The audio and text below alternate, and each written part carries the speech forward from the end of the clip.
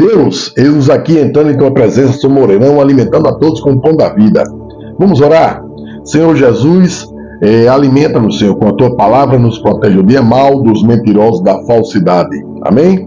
Confie em Deus, o único digno de adoração, aquele que é o dono do ouro e da prata, e nunca troque Deus, nem por poder, nem por dinheiro. Sempre ande com verdade e justiça. Siga as leis e o mandamento de Deus. 1 Reis, capítulo 7, versículo 47. E deixou Salomão de pesar todos os objetos pelo seu excessivo número. Nem se averigou o peso do cobre. Também fez Salomão todos os objetos que convinham à casa do Senhor, o altar de ouro e a mesa de ouro sobre a qual estavam os pães da proposição. E os castiçais, 5 à direita e 5 à esquerda, diante do oráculo, de ouro finíssimo, e as flores e as lâmpadas e os espervitadores, também de ouro. Como também os vasos e os apagadores, e as bacias e as colheres, e os perfumadores, de ouro finíssimos, e as dobradiças para as portas da casa interior, para o lugar santíssimo, e as das portas da casa do templo, também de ouro. Assim se acabou toda a obra que fez o rei Salomão para a casa do Senhor. Então trouxe Salomão as coisas que seu pai Davi haviam consagrado, a prata e o ouro, e os objetos pôs entre o tesouro da casa do Senhor. Tudo da casa de Deus é feito de ouro, tudo do bom e do melhor, mas sem aquela corrupção. Você vê aqui que todo mundo passava, dava esse ouro para a casa do Senhor e não faltava nada. Esse é o comunismo que Deus manda nos pregar, que todos tenham o mínimo. Não o comunismo que falam em política, que é o comunismo de destruição, uma ditadura, certo? Então sigam a Deus, sigam as leis e os mandamentos para serem abençoados. Capítulo 8. Então entregou Salomão aos anciãos de Israel. Veja bem, Israel tem um país hoje, 2025, que está em guerra, guerreando, matando pessoas, sem propósito algum. Mas aqui, quando se fala Israel, somos nós, é eu, você, todo aquele que prega a palavra, que segue a Jesus, que é filho de Deus, que realmente segue a Deus, é Israel. Então estamos desse povo. E todas as cabeças das tribos, os chefes dos pais dos filhos de Israel, diante de si em Jerusalém, para fazerem subir a arca da aliança do Senhor, da cidade de Davi, que é Sião. E todos os homens de Israel se congregaram ao rei Salomão, na ocasião da festa, no mês de Etanim, que é o 7º mês. E vieram todos os anciãos de Israel, e os sacerdotes alçaram a arca, e trouxeram a arca do Senhor para cima, e o tabernáculo da congregação, juntamente com todos os objetos sagrados que havia no tabernáculo. Assim os trouxeram para cima os sacerdotes e os levitas. Vejam a arca da aliança, é tão sagrada que se você tocasse, morria sem a permissão divina. Se você riscasse, morria sem a permissão divina. Então, lembre, muitas pessoas tratam crimes como normais. Mas toda vez que for tratar um crime normal, olhe para Deus. Todo crime é crime.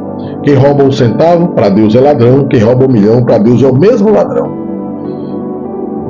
E o rei Salomão e toda a congregação de Israel, que se congregava a ele, estava com ele diante da arca, sacrificando ovelhas e vacas, que não se podiam contar nem numerar pela sua quantidade.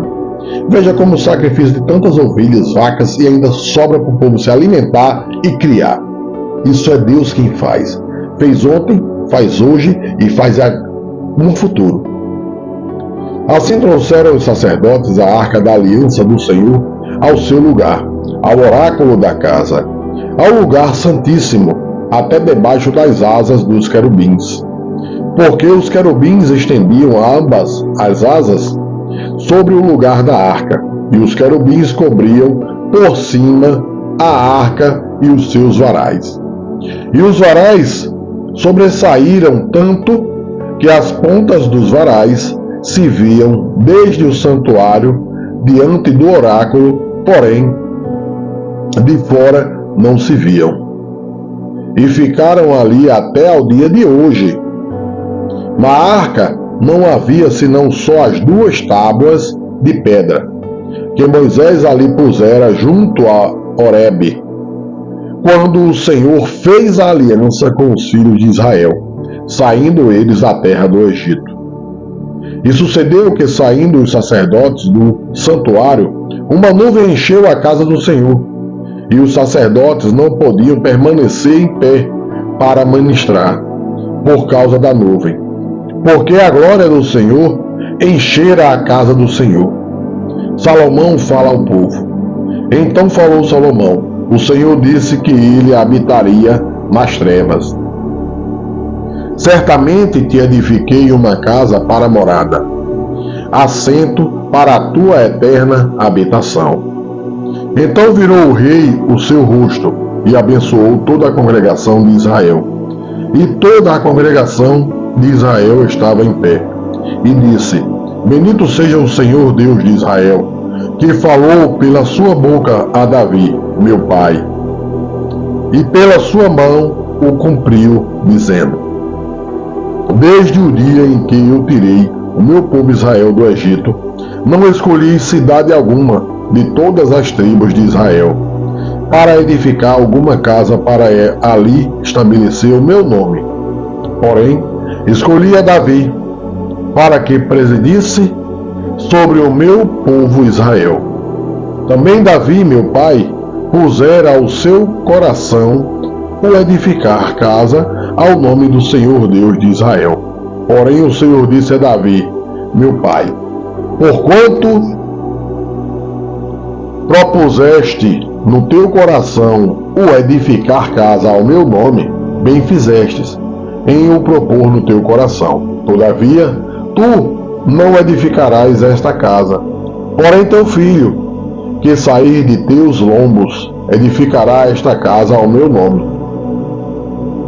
Assim confirmou o Senhor a sua palavra, que falou, porque me levantei em lugar de Davi, meu pai, e me assentei no trono de Israel, como tem falado o Senhor, e edifiquei uma casa ao nome do Senhor, Deus de Israel, e constituí ali lugar para a arca, em que está a aliança do Senhor, a qual fez com nossos pais, quando os tirou da terra do Egito. E pôs-se Salomão diante do altar do Senhor, na presença de toda a congregação de Israel, e estendeu as suas mãos para os céus, e disse: ó Senhor Deus de Israel, não há Deus como tu, em cima nos céus, nem embaixo na terra, que guardas a aliança e a beneficência a teus servos, que andam com todo o seu coração diante de ti.